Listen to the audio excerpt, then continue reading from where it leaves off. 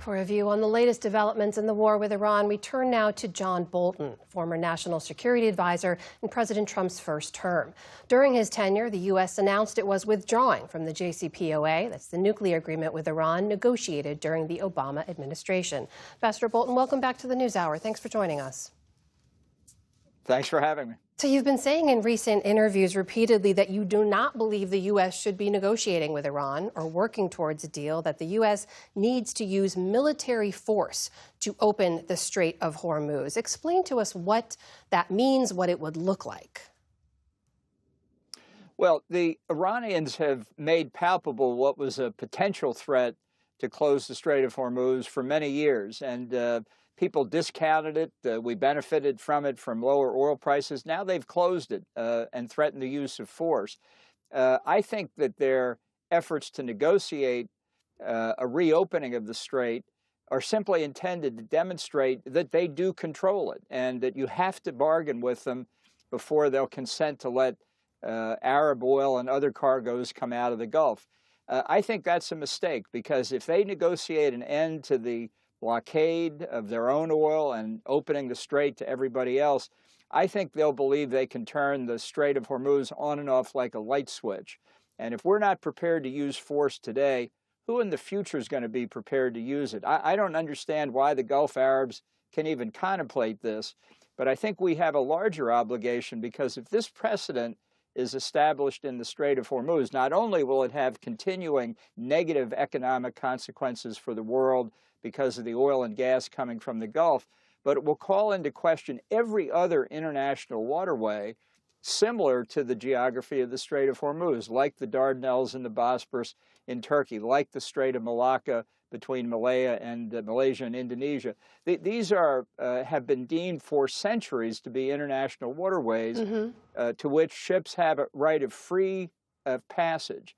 And if that is taken away, this is a much bigger change than just the Strait of Hormuz. Ambassador, if I may, wouldn't U.S. military action in that way, wouldn't that immediately lead to Iran striking more of America's Gulf allies in the region? These are allies who do not want the war to resume, have reportedly been pushing the Trump administration to try to reach a deal.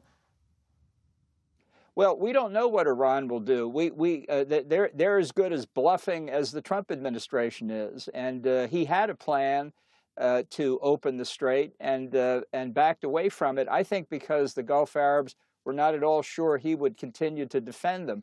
Look, this is a regime in Tehran that's desperately playing for time.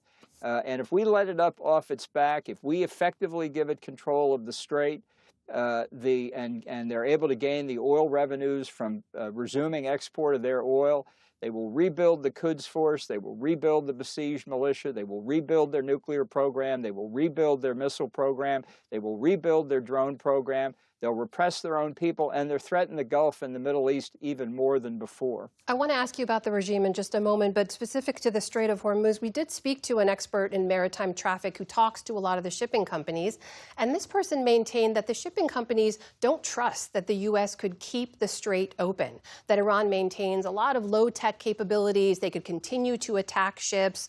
It doesn't take a lot to damage those ships, this person told us. So if the companies don't trust that the strait is safe, what difference does it make?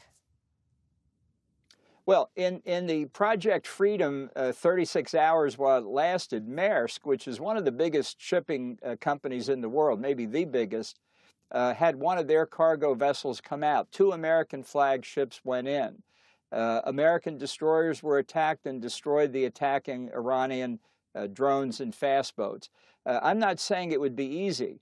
But I am saying that if you allow Iran to keep control of this, in effect, whether they're charging quote-unquote environmental tolls or not, we are going to come to regret it in a major way. And so should every other country around the world that depends on freedom of the seas, because that is the fundamental question that Iran is raising here. What had been an international waterway where there was a right of innocent passage, not only for commercial vessels, but even for warships in time of peace. That right of innocent passage is on the way to being history. I've heard in other interviews you've also been calling for regime change, a full-on regime change in Iran.